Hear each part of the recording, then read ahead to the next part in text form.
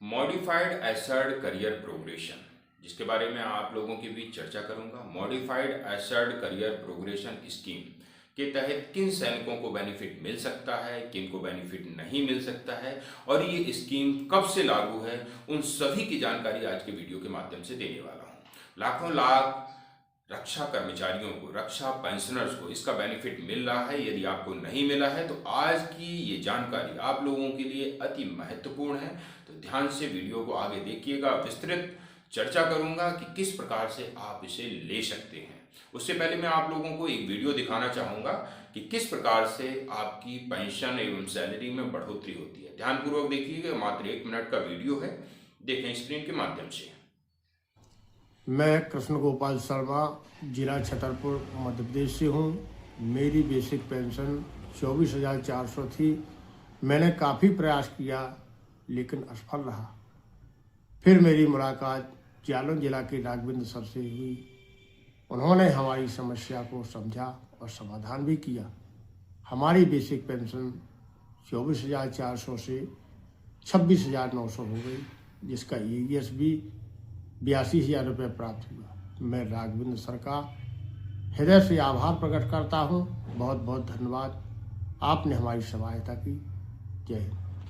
जैसा कि आपने वीडियो में सुना, आपने देखा कि किस प्रकार से ये सैनिक बता रहे हैं जिनको MACP का बेनिफिट नहीं मिला था, यानी कि हवलदार रैंक से रिटायर्ड हुए थे, जिस कारण से इनको 24,000 कुछ रुपए बेसिक दी जा रही थी। जब इनका MACP लागू हो जाता है तो यहाँ पर इनकी लागू होने MACP नायब सूबेदार लागू होने से इनको नायब सूबेदार की पेंशन स्टार्ट कर दी जाती है। साथ में इनको एक काफ़ी बड़ा अमाउंट एरियर के रूप में भी प्राप्त होता है। इसी चर्चा मैं वीडियो के माध्यम से करने वाला हूं। तो मैं हूं राघवेंद्र सिंह।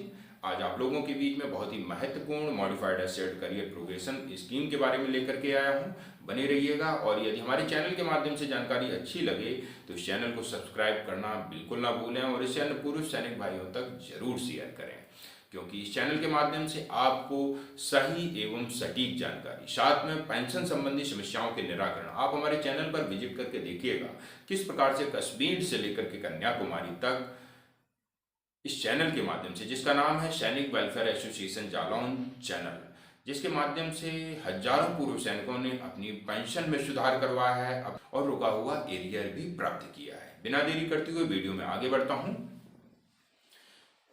पहला पॉइंट है MACP कब लागू हुआ था। MACP स्कीम को, मॉडिफाइड एसर्ड करियर प्रोग्रेशन स्कीम को, छठे वेतन आयोग के द्वारा जनवरी 2006 से लागू किया गया था और इसके तहत हमारे जो रक्षा कर्मी हैं उनको रैंक ना होते हुए भी उस रैंक का फाइनेंशियली अपग्रेडेशन होने से उस रैंक की सैलरी मिलना स्टार्ट हो जाती है। हमारे बहुत से सैनिकों को देखने में आया है कि एक लंबी सेवा अवधि के बाद भी सिपाही रैंक से बढ़ते हुए थे और सिपाही रैंक से ही रिटायर्ड हो जाते थे। इन्हीं सब बातों को ध्यान में रखते हुए कि किसी को फाइनेंशियली लॉस ना हो, जिसके कारण से क्या होता था कि जब फाइनेंशियली लॉस भी हो रहा है और ग्राउंड पर रैंक भी नहीं मिल रहा है तो इससे सैनिकों की मोराल पर बहुत बुरा असर पड़ता था। इन्हीं सब बातों को ध्यान में रखते हुए छठे वेतन आयोग के द्वारा इस स्कीम को लाया गया। अब बात आती है कि 2006 के बाद वालों को MACP का बेनिफिट मिल रहा है, तो इससे पहले वालों के लिए क्या था। इससे पहले वालों के लिए ACP था। अगस्त 2003 से लेकर के दिसंबर 2005 के बीच में जो भी सैनिक भाई रिटायर्ड हुए हैं उनको ACP का बेनिफिट दिया जाता था।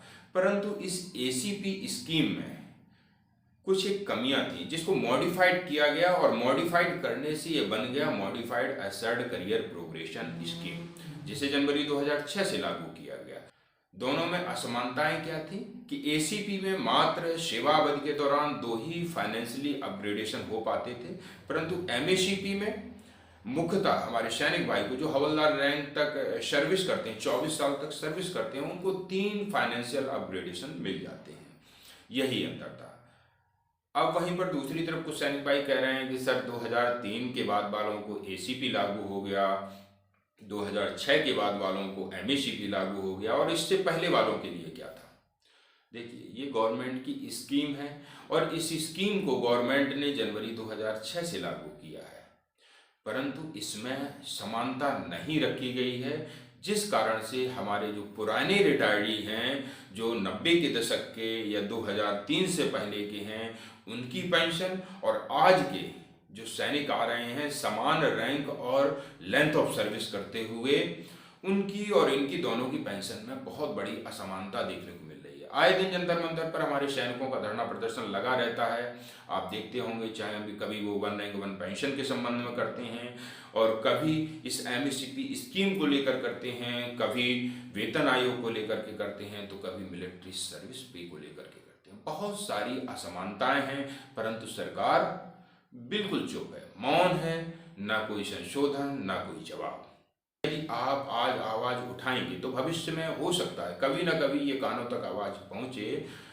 पूर्ण संशोधन ना हो, थोड़ा बहुत संशोधन तो हो ही सकता है, परंतु आवाज नहीं उठाएंगे तो कहीं कुछ नहीं होने वाला है। दूसरा पॉइंट है एमएससीपी क्या है।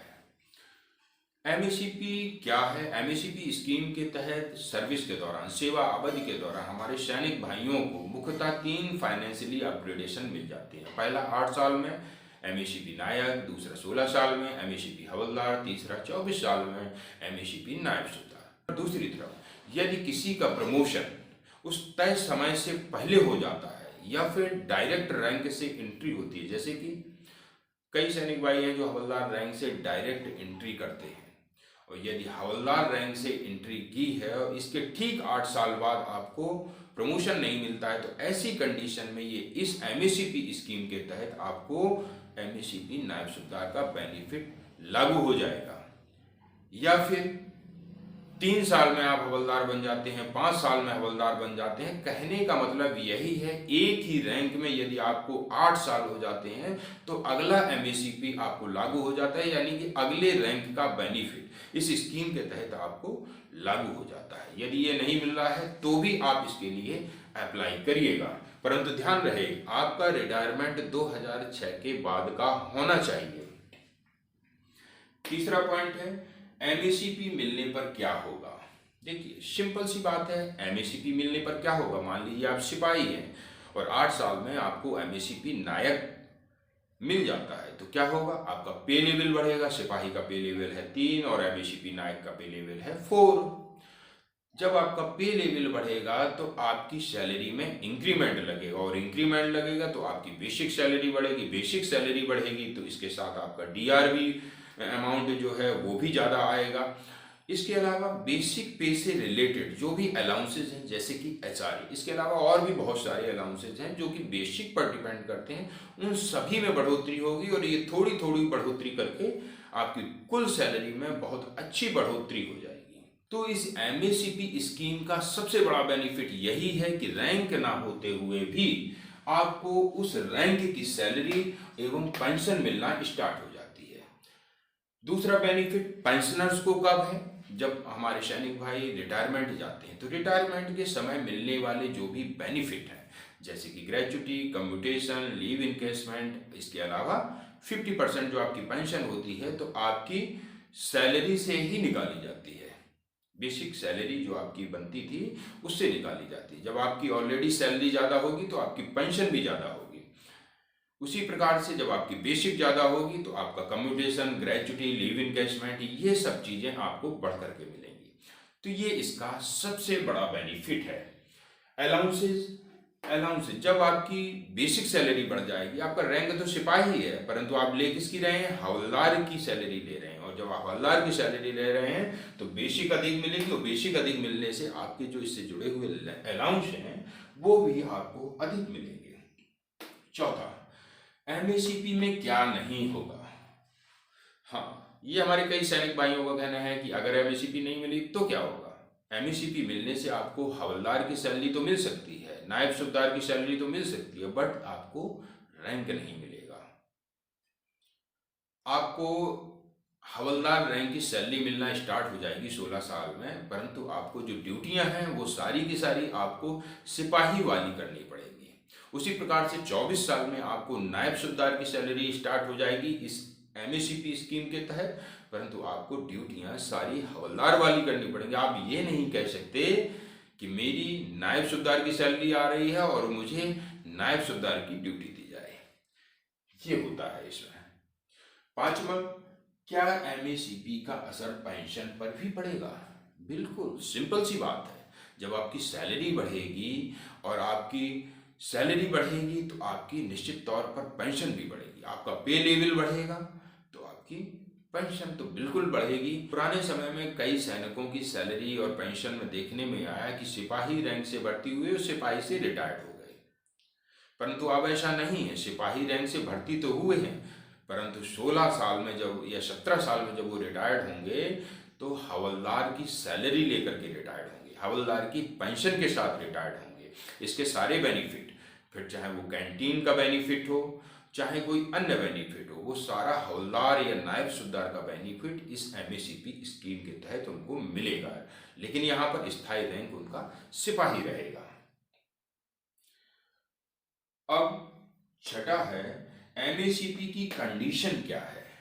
देखिए, एमएसीपी की एक ही कंडीशन है, किसी रैंक में यदि आपको 8 साल हो जाते हैं तो अगला एमएसीपी आपको लागू हो जाता है, यानी कि अगले रैंक का बेनिफिट आपको मिलना स्टार्ट हो जाता है। ये इसका सबसे बड़ा बेनिफिट है। सिपाही रैंक से भर्ती हुए हैं, यदि 17 सालों तक आप लगातार सिपाही ही रहते हैं, इसके बीच में 8 और 16 साल में आपको नायक और हवलदार की सैलरी मिलनी शुरू हो जाएगी, रैंक भले ही सिपाही रहे। किसी सैनिक भाई को यदि 5 साल में कोई हवलदार बन जाता है या डायरेक्ट हवलदार रैंक से भर्ती होता है तो भी ठीक 8 साल बाद उसको अगला रैंक का बेनिफिट मिलना स्टार्ट हो जाएगा इस modified asset career progression scheme के तहत। दूसरा है, डिसिप्लिन वाले सारे क्राइटेरिया मैच करने चाहिए। देखिए, एमएसीपी लेने के लिए डिसिप्लिन वाले जो क्राइटेरिया हैं उनमें प्रमुखता है आपका रेड एंट्री नहीं होना चाहिए।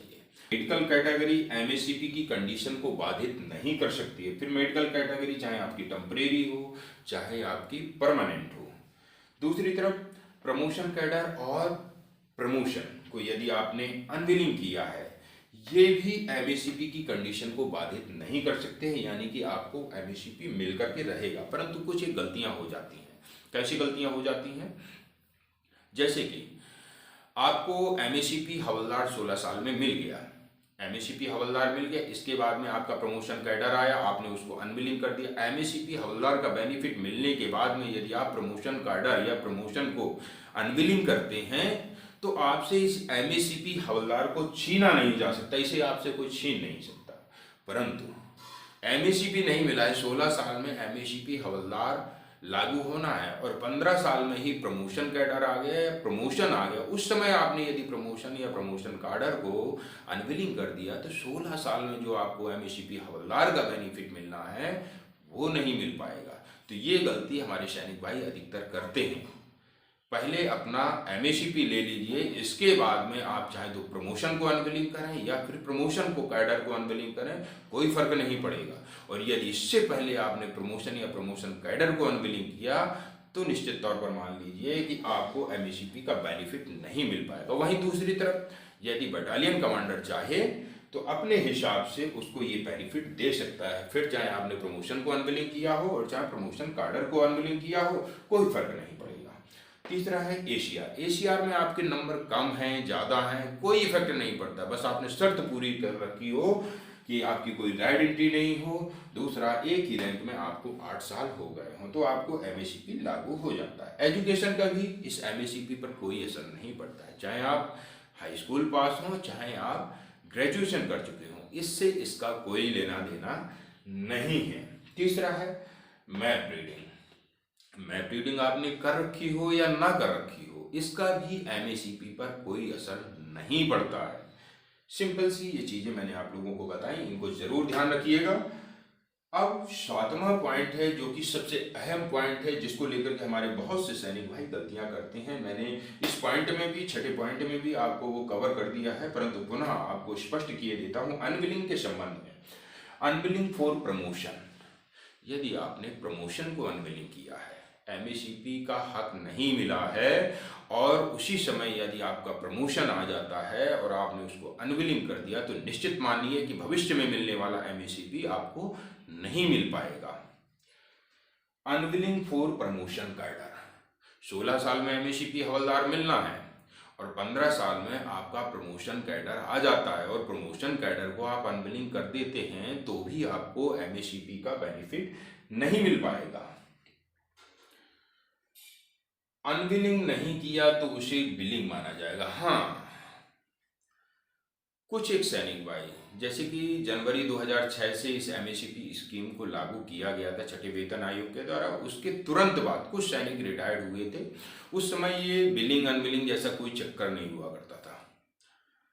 एक सैनिक भाई जो इंजीनियर शायद आरटी रेजिमेंट से रिटायर्ड हैं, उनको मैं जानता हूँ। उन्होंने 2006 शायद मिड में या एंड में रिटायरमेंट लिया था और रिटायरमेंट के समय उनका रैंक जो पुराना रैंक था उसी रैंक का उसे बेनिफिट करके उनको आउट कर दिया गया, परंतु एमएससीपी उनको लागू नहीं किया गया।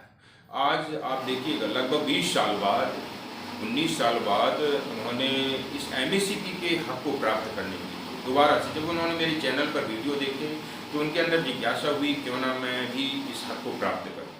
उन्होंने इसके लिए अपने बटालियन से संपर्क किया, रिकॉर्ड ऑफिस से संपर्क किया, मेरे माध्यम से भी सलाह लेकर के भी उन्होंने अपने इस हक को प्राप्त किया है।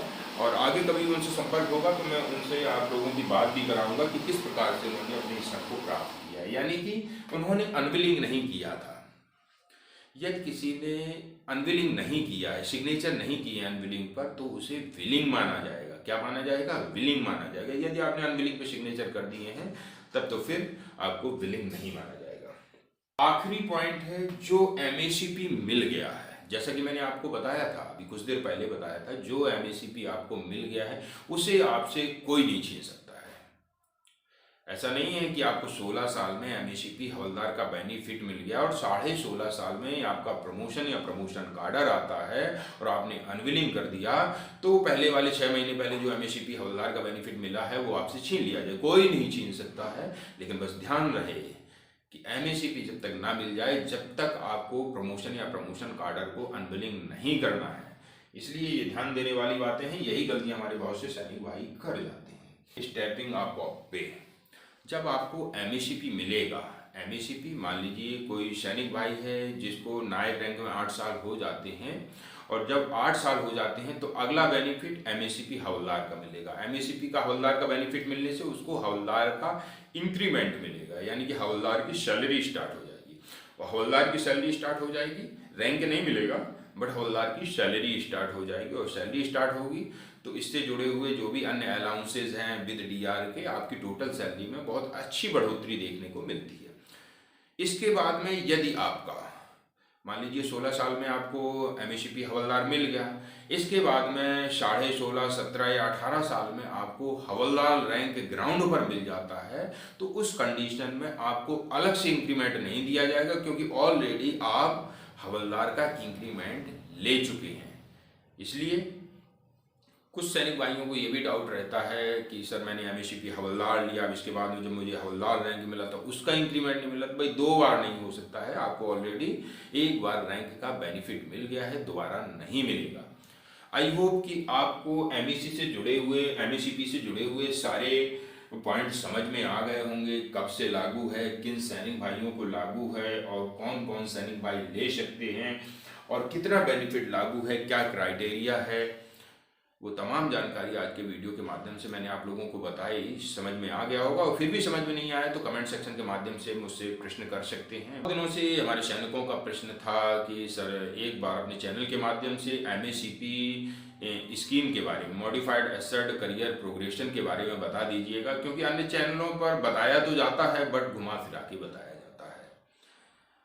तो मैं आपको पुनः कहना चाहता हूं कि हमारे चैनल से जुड़ने के लिए चैनल को सब्सक्राइब कर सकते हैं, क्योंकि इस चैनल पर सही एवं सटीक जानकारी आप लोगों को दी जाती है। मैं राजपूताना राइफल्स से सेवानिवृत्त हूं। मेरा नाम राघवेंद्र सिंह सेंगर है और इस चैनल का नाम सैनिक वेलफेयर एसोसिएशन जालौन है। इस चैनल से जुड़ने के लिए सब्सक्राइब करिएगा और अन्य सैनिक भाइयों को भी इस चैनल से जुड़वाइएगा, ताकि वो अपनी पेंशन की समस्या को लेकर के भटके ना। अगले वीडियो में ऐसे ही नई जानकारी लेकर के पुनः मिलूंगा। तब तक के लिए जय हिंद, जय भारत। धन्यवाद दोस्तों।